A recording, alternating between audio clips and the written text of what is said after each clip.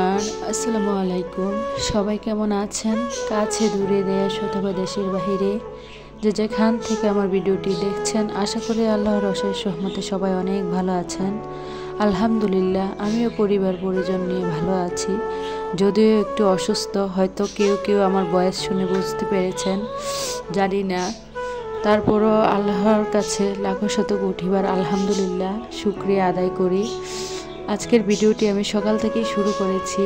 সকালে নাস্তার একটি আনকমন রেসিপি নাস্তা বানাবো আর কি। জানি না কোন কোন আপুরা এই খাবারটা খেয়েছেন কিনা, তবে আমি আরও 2-3 বার খেয়েছি, আমার কাছে খুবই ভালো লাগে। এখানে কিছু মেরা পিঠা আমি খুব পাতলা পাতলা করে কেটে নিয়েছি, এখন এগুলাকে রান্না করে নিচ্ছি। এগুলো রান্না করার জন্য প্রথমে পেঁয়াজ কাঁচামরিচ তেলে ভেজে নিয়েছি, তারপর পিঠা কুচিগুলো দিয়ে দিয়েছি, সাথে একটু লবণ। তারপরে সব কিছু যখন একটু ভাজা ভাজা হয়ে গিয়েছে, ঢাকনা দিয়ে ডেকে দিয়েছিলাম। যখন নরম হয়ে গিয়েছে তখন ধনেপাতা দিয়ে দিয়েছি এবং একটু টেস্টিং সল্ট দিয়ে দিয়েছি, যাতে করে খাবারটার অনেকটাই স্বাদ বেড়ে যায়। আর এই পিঠাটা এভাবে রান্না করলে আমার ছেলেরা অনেক বেশি পছন্দ করে, যার জন্য আজকে এভাবেই রান্না করে দিলাম। আর এদিক দিয়ে মেয়ের জন্য সেমাই রান্না করব আর কি। কিছু কাজু বাদাম দিয়ে দিয়েছি, এটা গুঁড়া দুধ দিয়ে রান্না করে নিচ্ছি। ভিডিওর এই পর্যায়ে এসে যে সকল আপু এবং ভাইয়ারা প্লিজ ভিডিওটিতে একটি লাইক দিতে ভুলে গিয়েছেন, তাদের উদ্দেশ্যে বলছি, প্লিজ ভিডিওটিতে একটি লাইক দিয়ে দেয়া। আর যারা অলরেডি এই কাজটি করে দিয়েছ, তাদেরকে জানাই অন্তরের অন্তরস্থল থেকে অনেক অনেক দোয়া ও ভালোবাসা। আসলে একটা ভিডিও তৈরি করতে কতটা যে কষ্ট হয়, আমরা যারা কন্টেন্ট ক্রিয়েটর আসলে তারাই বুঝি। তারপরও জানি না একজন ব্লগার বা একজন কন্টেন্ট ক্রিয়েটর কিভাবে অন্য একজন কন্টেন্ট ক্রিয়েটরকে সাপোর্ট করে না, আসলে বুঝতে পারি না। ইদানিং ভিডিওতে তো ভিউজ হয় না, লাইকের পরিমাণ এতটাই কম হয়, বলতে পারবো না। প্লিজ যারা এখনও ভিডিওটিতে লাইক দিয়ে ভুলে গিয়েছেন, তাদের উদ্দেশ্যে বলছি, আমার আবারও অনুরোধ রইল, প্লিজ ভিডিওটিতে একটি লাইক দিয়ে দিয়েন। আর যারা আজকে আমার চ্যানেলে নতুন জয়েন হয়েছেন, চাইলে চ্যানেলটি সাবস্ক্রাইব করে পাশেই থেকে যেতে পারেন। এদিক দিয়ে সকালে অফ ক্যামেরাতে কিন্তু সকালে নাস্তাটা খেয়ে নিয়েছি, আর সেমাইটা কিন্তু অনেক মজা হয়েছিল। তারপরে চলে এসেছি, আমি যেহেতু আগের ভিডিওতে বাণিজ্য মেলায় গিয়েছিলাম, কি কি এনেছি তা দেখিয়ে দেওয়ার জন্য। আসলে আমি বেশি কিছু আনিনি, শুধু সামান্য কিছু জিনিস এনেছি। কি আনবো কি বলবো আপুরা, বাণিজ্য মেলা যে জিনিস নর্মাল যে কোনো মার্কেটে 1 থেকে 150 টাকা, বাণিজ্য মেলায় ওইগুলা দ্বিগুণ, এতই দাম, আবার এক দাম। সব কিছু এক দর লেখা গায়ে, আর কোনো কিছুতে হাত দেওয়া যায় না, সব কিছু নাকি এক দাম। তার জন্য আর ওই রকমভাবে যদি কোনো কিছু পছন্দ হতো তাহলে অবশ্যই আনতাম।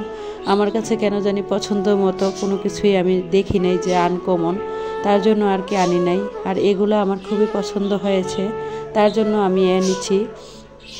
আর এই যে আর্টিফিশিয়াল লতা, এটা এনেছি কিচেনের অর্গানাইজেশন করার জন্য আর কি। আর হাতের যেই ফুলের স্টিকটা ছিল, প্রতি পিস ফুলের স্টিক 30 টাকা করে ছিল। প্রায় অনেক মানুষই দেখছি যে এগুলো নিয়ে যাচ্ছে। আর আমি কেন জানি এতটাই ফুলের প্রেমী বা ফুলকে ভালোবাসে না পৃথিবীতে এমন মানুষ মনে হয় খুব কম হবে। আর আমার কেন জানি ফুল দেখলেই ফুল কিনতে মন চায়। আর আমার বাসায় কিন্তু যদি কি বলবো, এত বেশি ফুলের স্টিক বা ফুলের টব আছে, তারপরও মার্কেটে গেলে কেন জানি মন চায় শুধু ফুলই কিনি। ফুল আসলে মানুষের মন কেড়ে নেয়, কি বলবো। এদিক দিয়ে কথা বলতে বলতে ফুলের যে টবে আগে যেই ফুলগুলো ছিল এগুলো রেখে দিয়েছি, আর এখন এই যে নতুন স্টিকটা এনেছি এটা দিয়ে দিয়েছি। সবাই একটু বলবেন কমেন্টসে কেমন হয়েছে। আর এখন চলে এসেছি যে আর্টিফিশিয়াল লতাটা, এটা আর কি কিচেনের জন্য এনেছি, তাই এখন কিচেনে দিয়ে দিয়েছি। আর দেখতে কিন্তু অনেকটাই সুন্দর লাগছিল, তবে দূর থেকে জানি না কতটা সুন্দর লাগছিল, তবে কাছ থেকে কিন্তু অনেকটাই সুন্দর লাগছিল। একটু আপনাদেরকে কাছ থেকে দেখিয়ে দিচ্ছি, এই যে দেখেন কতটা সুন্দর লাগছিল। আর এরই মাঝে কিন্তু অফ ক্যামেরাতে আমি পুরো বাসাটাকে সুন্দর করে গুছিয়ে নিয়েছি, আর তা একটু আপনাদের মাঝে দেখিয়েও দিচ্ছি। তারপর আর যারা নতুন আমার ভিডিও এই পর্যায়ে চলে এসেছেন ভিডিও দেখতে দেখতে, আর আজকে চ্যানেলে নতুন জয়েন হয়েছেন, চাইলে চ্যানেলটি সাবস্ক্রাইব করে পাশেই থেকে যেতে পারেন। পাশে থাকা বেল বাটনের অল অপশনটা প্রেস করে দেবেন, যাতে করে আমি কোনো ভিডিও ছাড়ার সাথে সাথে আপনার কাছে নোটিফিকেশন চলে যায়। আর যারা অলরেডি এই কাজটি করে দিয়েছেন তাদেরকে জানাই অসংখ্য ধন্যবাদ। এরই মাঝে চলে এসেছি দুপুরে রান্নাবান্না করার জন্য। আমি কিন্তু অফ ক্যামেরাতে লাউ কেটে নিয়েছি, পেঁয়াজ কলি কেটে নিয়েছি। আজকে বেশি কিছু রান্না করব না, লাউ দিয়ে চিংড়ি মাছ রান্না করব। যদিও অ্যালার্জির সমস্যায় ভুগছি, দেখলাম যে ফ্রিজে অন্য কোনো মাছ নেই, তার জন্য ভাবলাম চিংড়ি মাছ যেহেতু আগেরই ছিল, আগের মাসে কিনে রেখেছিলাম, ওই মাছগুলোই দিয়ে আজকে ভাবলাম যে চিংড়ি মাছ দিয়ে লাউ রান্না করি। আর চিংড়ি মাছ দিয়ে লাউ রান্না করলে কিন্তু লাউয়ের স্বাদটা অনেক গুণ বেড়ে যায়। আর আমরা কিন্তু বেশিরভাগ মানুষ বা বাঙালিরা চিংড়ি মাছ দিয়ে লাউটাই বেশি পছন্দ করি। আমার ছেলেরা তো সবজি খেতেই চায় না, যার কারণে চিংড়ি মাছ দিয়ে রান্না করলে কিন্তু খুব অনায়াসেই খেয়ে ফেলে, আর কোনো আমাকে অতটা বিরক্ত করে না আর কি। এদিক দিয়ে কিন্তু আমি মশলাটা কষিয়ে নিচ্ছি, তারপর একটু ঝোল দিয়ে দেব। তারপর ঝোলটা গরম হয়ে আসলে আর কি লাউগুলা দিয়ে দেব। আমি সাধারণত এইভাবেই রান্না করি, আমি কোনো রেসিপি আকারে আপনাদেরকে দেখাচ্ছি না, যেহেতু আমার লাইফস্টাইল ব্লগ, তার জন্য আমার লাইফে আমি কি কি করি ওইগুলোই আপনাদের মাঝে তুলে ধরার চেষ্টা করি, এই আর কি।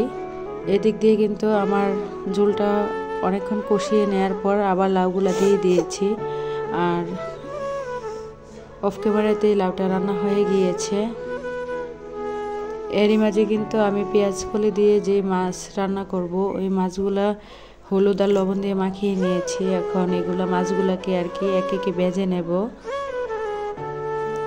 আর পেঁয়াজ কলিটা আসলে মাছ দিয়ে ভুনা করলে কিন্তু আমার কাছে অনেক ভালো লাগে, তার জন্য আর কি। আর এখানে কিছু পাঙ্গাস মাছ দিয়ে দিয়েছিলাম, কারণ আমার এক ছেলে কিন্তু কাঁটাযুক্ত মাছ খেতে পারে না, আর আমার মেয়েও যেহেতু ছোট, সেও খেতে পারে না, তার জন্য আর কি। এদিক দিয়ে কিন্তু আমার রান্নাগুলো হয়ে গিয়েছে, তা একটু আপনাদের মাঝে দেখিয়ে দিচ্ছি আর কি।